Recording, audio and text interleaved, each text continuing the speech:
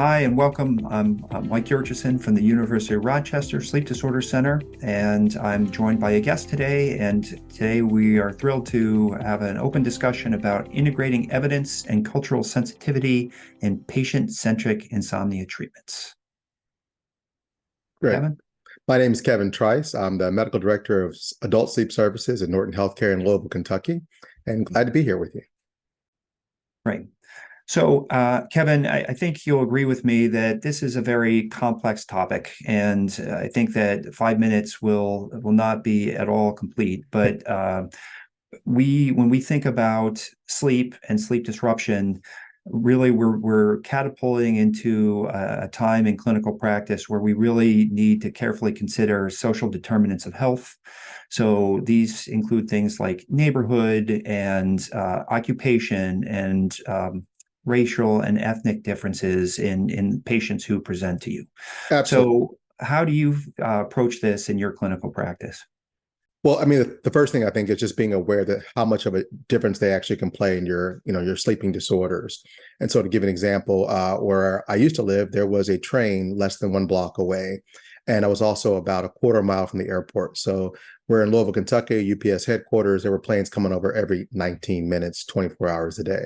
So these things can have a tremendous impact on your sleep quality, insomnia, and daytime functioning issues. So you have to be aware to ask the patients about detailed things like trains, drag racing, airplanes.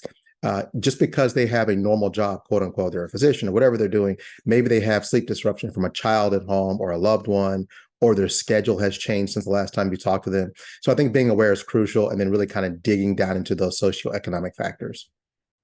Right. And I couldn't agree more. Every community has its own set of considerations. Every patient has their own set of considerations. Something that I'm sure you see a lot of are people who have shift work. Absolutely. And this can be disruptive to sleep in the short term. And frankly, sometimes I see this disruptive to sleep over the longer term as well. Absolutely. Patients who may have worked trick work 5 years ago, 10 years ago, found that they never necessarily got back on track. Correct. Correct. Not only do Do they you form sometimes bad habits, they may have a little bit of a advanced or delayed sleep phase compared to quote normal.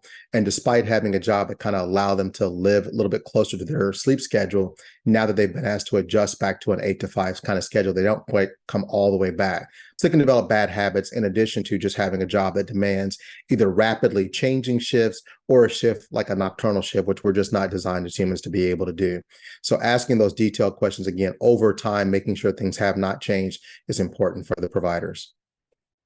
Now, for our patients with chronic insomnia and some of them with circadian rhythm disorders, we like to use a treatment called cognitive behavioral therapy for insomnia. Absolutely. This is the recommendation from the American Academy of Sleep Medicine and others for the most robust, effective treatment for chronic insomnia. Do you ever find any barriers for your patients reaching these types of services? All the time, all the time. So I think one of the biggest barriers is, although it's, like you said, the most robust data out there showing, and it is the first line treatment for chronic insomnia, just getting access to providers to do that, whether that's physicians or nurse practitioners, other mid-level providers, psychotherapists, behavioral psychotherapists, there aren't many providers who do it. If you add on that, the time it takes to get seen, because there are also a few providers, you add costs, a lot of them do not take insurance, so they're out-of-pocket costs in our area that can be $150 per hour. And then also the time it takes. Unfortunately, our culture is very much resigned to the fact that we want an instant or near instant fix. And this is something that will take weeks to improve. It's kind of like going to the gym. It's going to take you weeks before you see consistent benefit. So there's a lot of barriers, although we recommend it, to making it actually a useful or solo treatment. Yeah, we run into some of these very same issues here, and we are fortunate in that we have behavioralists who are with us right on site. Absolutely. But they are, one other barrier that we see, unfortunately, is just the sheer demand that they have trying to get patients in to see them. Indeed. Even when you have access to them locally, it could be weeks or months out.